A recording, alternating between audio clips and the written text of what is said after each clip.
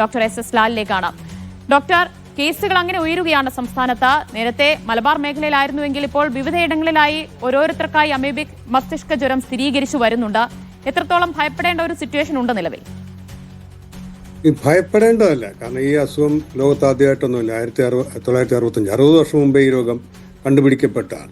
പക്ഷെ നമ്മുടെ നാട്ടിൽ ഇപ്പോൾ റിപ്പോർട്ട് ചെയ്യപ്പെടുന്നുണ്ട്. ഒരു പക്ഷേ റിപ്പോർട്ടിംഗ് മറ്റ് സംസ്ഥാനങ്ങളെക്കാൾ മെച്ചമായതുകൊണ്ടാകാം, ഡോക്ടർമാരുടെയും ഒക്കെ മെച്ചപ്പെട്ട കഴിവുകൾ കൊണ്ടാകാം, അതൊക്കെ ആകാം.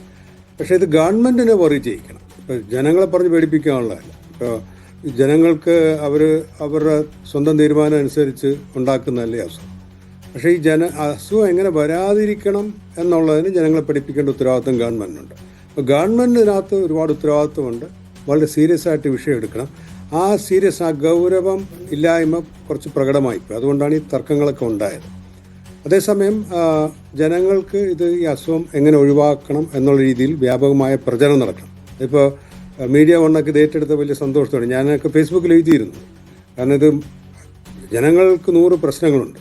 അവരിപ്പോൾ പെട്ടെന്നുണ്ടായ ഈ നിഗ്ലിയ ഫ്ലോറയെ പറ്റിയൊന്നും അവർ ആലോചിച്ചുകൊണ്ടിരിക്കുകയൊന്നുമില്ല. അപ്പോൾ അവരിലേക്ക് വിഷയങ്ങളെത്തണം. അവിടെ നമുക്ക് ആരോഗ്യവകുപ്പിന് കുറച്ചുകൂടി കരുതൽ വേണം. നമുക്കിത് ഈ മഴക്കാല രോഗങ്ങളുടെ കാര്യത്തിൽ പോലും നമ്മൾ പറയാറുണ്ട്. ഡെങ്കിപ്പനിയും ഒക്കെ വരുമ്പോൾ പലപ്പോഴും അതൊരു സർക്കാരിന് ഒരു മന്ത്രി ഉദ്ദേശിച്ച് പറയുന്നത് നമ്മുടെ സംവിധാനങ്ങൾ അതിനകത്ത് പിശകുകൾ ചൂണ്ടിക്കാണിക്കുക. പലപ്പോഴും പത്രങ്ങളിലും ടെലിവിഷനിലും വന്നിട്ടാണ് ആരോഗ്യവകുപ്പിൻ്റെ പ്രതികരണമൊക്കെ വരുന്നത്. അപ്പോൾ അവിടെ അതുകൊണ്ട് ഗവൺമെൻറ്റിന് ഉത്തരവാദിത്വം കൂടുതലുണ്ട്. ഇപ്പോൾ അമീബ വന്നത് ഗവൺമെൻറ് കാരണമൊന്നും പറയുന്നില്ല. അങ്ങനെ മന്ത്രി ഒരു പ്രസ്താവന നടത്തി തന്നെ UDF LDF അങ്ങനത്തെ അതൊക്കെ തരംതാണ ലെവലിലേക്കുള്ള പോക്കാണ്. അമീബയ്ക്ക് അറിയില്ല ഇത് ആര് ഭരിക്കുന്ന ഗവൺമെൻറ് UDF ആണോ LDF ആണോ ഒന്നും, അല്ലെങ്കിൽ രോഗി ഏത് പാർട്ടിക്കാരനൊന്നും അറിയില്ല. അപ്പോൾ അത്തരം രീതിയിലേക്ക് ചർച്ചയുടെ നിലവാരം കൊണ്ടുപോകാൻ പോലും പാടില്ല, പ്രത്യേകിച്ച് ഗവൺമെൻറ്റിൻ്റെ ഭാഗത്ത്. പ്രതിപക്ഷ തീർച്ചയായും. അപ്പോൾ ഡോക്ടർ പറഞ്ഞതുപോലെ ജനങ്ങളെ അറിയിക്കേണ്ടത് ഇതെങ്ങനെയൊക്കെ നമ്മുടെ ശരീരത്തിലെത്തും, അങ്ങനെ ശരീരത്തിലെത്തിക്കഴിഞ്ഞാൽ എന്തൊക്കെ മാറ്റങ്ങൾ, എന്തൊക്കെ ലക്ഷണങ്ങൾ തുടക്കത്തിലുണ്ടാകും, അതിനുശേഷം എന്ത് ചെയ്യണം, ഈ കാര്യങ്ങളാണല്ലോ പ്രധാനമായും പറയേണ്ടത്. മൂക്കിലൂടെ പകരും എന്ന് പറയുന്നു. ഈ മൂക്കിലൂടെ ഈ അമീബ എത്തിക്കഴിഞ്ഞാൽ എന്ത് സംഭവിക്കുന്നു നമ്മുടെ ശരീരത്തിന്? നമുക്ക് സാധാരണ ഇപ്പോൾ ഈ മസ്തിഷ്ക ജ്വരങ്ങൾക്കൊക്കെ ഉണ്ടാകുന്ന അതേ ലക്ഷണങ്ങൾ തന്നെയാണ് ഇതിനകത്ത് സംഭവിക്കുന്നത്. ഇത് നമ്മുടെ മൂക്കിലൂടെ ശ്വാസകോശത്തിലേക്കല്ല പോകുന്നത്. നമ്മുടെ ഗന്ധവുമായി ബന്ധപ്പെട്ട ഞരമ്പുകളിലൂടെ സഞ്ചരിച്ച് തലച്ചോറിനകത്തേക്ക് കയറുകയാണ്. അപ്പോൾ തലച്ചോറിനകത്ത് കയറി തലച്ചോറിലെ കോശങ്ങൾ ഇത് നശിപ്പിക്കുകയാണ്, നശിപ്പിക്കുകയാണ്. അപ്പോൾ സ്വാഭാവികമായിട്ട് ഈ മസ്തിഷ്ക ജ്വരത്തിനുണ്ടാകുന്ന ലക്ഷണങ്ങൾ തലവേദന വരാം, പനി വരാം, ഛർദി, കഴുത്തൊക്കെ റിജിൽ സ്റ്റിഫായിട്ടിരിക്കുക നമ്മൾ പറയും, ചെറിയ ആശയക്കുഴപ്പമൊക്കെ ഉണ്ടാകും. അതൊക്കെ വരുമ്പോഴത്തേ നമ്മൾ സാധാരണ സംശയിക്കുമല്ലോ തലച്ചോറുമായി ബന്ധപ്പെട്ട എന്തെങ്കിലും അസുഖമാണ്. അപ്പോൾ ഈ സാഹചര്യത്തിൽ പ്രത്യേകിച്ച് നീന്തുകയൊക്കെ ചെയ്ത്, അല്ലെങ്കിൽ കുളത്തിലോ സ്വിമ്മിംഗ് പൂളിലൊക്കെ നീന്തുകയൊക്കെ ചെയ്ത കുട്ടികളോ ചെറുപ്പക്കാരോ അവരൊക്കെയാണ് നീന്തുന്നത്, അവർക്കൊക്കെ പെട്ടെന്ന് ഈ അസുഖങ്ങളുടെ ലക്ഷണങ്ങൾ കണ്ടു കഴിഞ്ഞാൽ ഡോക്ടറെ കാണണം. ഉടനെ ഇത് മസ്തിഷ്ക ജ്വരം അല്ലെങ്കിൽ അമീബിക് മസ്തിഷ്ക ജ്വരമാണെന്ന് തീരുമാനിക്കേണ്ട, പക്ഷേ കൃത്യമായ ഡോക്ടറെ കാണണം. നമ്മൾ പലപ്പോഴും ഈ അസുഖത്തിനൊക്കെ സ്വയം ചികിത്സ അല്ലെങ്കിൽ ഏതെങ്കിലും മെഡിക്കൽ സ്റ്റോറിൽ നിന്ന് മരുന്ന് വാങ്ങിച്ച് കഴിക്കുകയൊക്കെ ചെയ്യുന്ന ഒരു ശീലം കൂടെ നമുക്കുണ്ട്. അത് ഞങ്ങൾ പൂർണ്ണമായും കുറ്റം പറയാനും പറ്റില്ല, പക്ഷെ അതൊക്കെ ഒഴിവാക്കേണ്ടതാണ്. പ്രത്യേകിച്ച് നീന്തലിൻ്റെ അല്ലെങ്കിൽ കുളത്തിലോ സ്വിമ്മിംഗ് പൂളിലൊക്കെ നീന്തുക. പക്ഷേ നമുക്കിപ്പോൾ കുളിക്കുന്ന വെള്ളത്തിൽ നിന്നും വരുന്നു ഇപ്പോൾ വാർത്തയിൽ പറയുന്നത് കേട്ടു. കുളിക്കുന്ന വെള്ളം നമ്മളിപ്പോൾ എല്ലാം മുനിസിപ്പൽ കോർപ്പറേഷൻ്റെ സപ്ലൈ ആയിരിക്കണമെന്നില്ല, ശുദ്ധീകരിച്ച വെള്ളം ആയിരിക്കണമെന്നില്ല.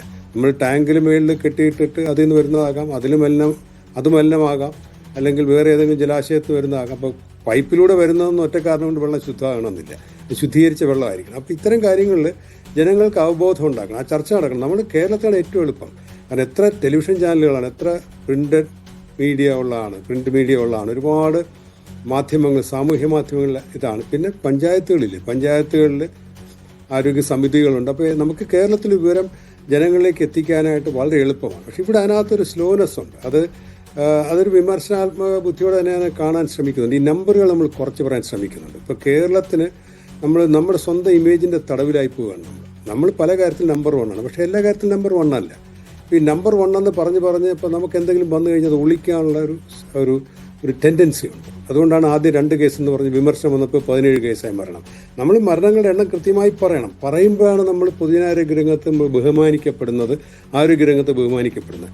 കള്ളക്കണക്കുകൾ കാണിച്ച് എന്നാലും പുറത്തു വരും. അപ്പോൾ നമ്മുടെ വിശ്വാസ്യത നഷ്ടപ്പെടും. അപ്പോൾ നമുക്ക് അപകടം ഉണ്ടായിക്കഴിഞ്ഞാൽ അത് നമ്മൾ കൃത്യമായി പറയുമ്പോഴാണ് നമ്മൾ ശാസ്ത്രമായി ചേർന്ന് നിൽക്കുന്നവരാകുന്നത്. അപ്പോൾ അതിനകത്ത് ഒരുപാട് ശ്രദ്ധിക്കാനുണ്ട്. ഇപ്പോൾ ജനങ്ങളോട് സത്യം പറയണം. ജനങ്ങളോട് ഇപ്പോൾ നിങ്ങൾ ചെയ്യുന്ന പോലെ മറ്റു മാധ്യമങ്ങൾ ഇത് ഏറ്റെടുക്കണം, പ്രിൻ്റ് മീഡിയ ഒക്കെ ഇത് ഏറ്റെടുക്കണം, പഞ്ചായത്തുകൾ ഇത് ഏറ്റെടുക്കണം. കേരളത്തിൽ എത്ര എളുപ്പമാണ്.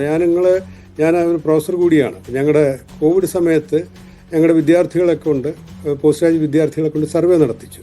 95% പേരാണ് കേരളത്തിൽ മാസ്ക് ധരിക്കുന്നത്. ലോകത്തൊരു സ്ഥലത്തും അങ്ങനെ സംഭവിക്കാൻ വഴിയില്ല.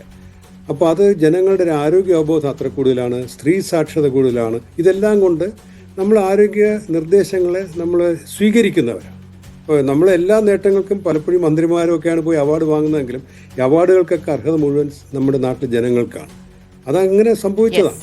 ഒരുപാട് വർഷങ്ങളുണ്ട്. അപ്പോൾ ജനങ്ങളോട് കാര്യം പറഞ്ഞാൽ അവരെ കൃത്യമായി അനുസരിക്കും. അവർ പല സംസ്ഥാനങ്ങളിലും പോലീസ് ഓട്ടിച്ചിട്ട് പിടിച്ചൊക്കെയാണ് മാസ്ക് കൊടുക്കുക. ഇവിടെയും കേരളത്തിലൊക്കെ സംഭവിച്ചിട്ടുണ്ട്, അത് അപൂർവമായിട്ട്. പക്ഷേ അതിൻ്റെ ആവശ്യമില്ല. നമ്മൾ വളരെ സ്വതന്ത്രമായി നടത്തിയൊരു പഠനത്തിൽ 95% പേരും മാസ്ക് ധരിച്ചിരിക്കണം. അപ്പം അങ്ങനെയുള്ള ജനത്തിനോട് കാര്യം പറഞ്ഞാൽ മതി.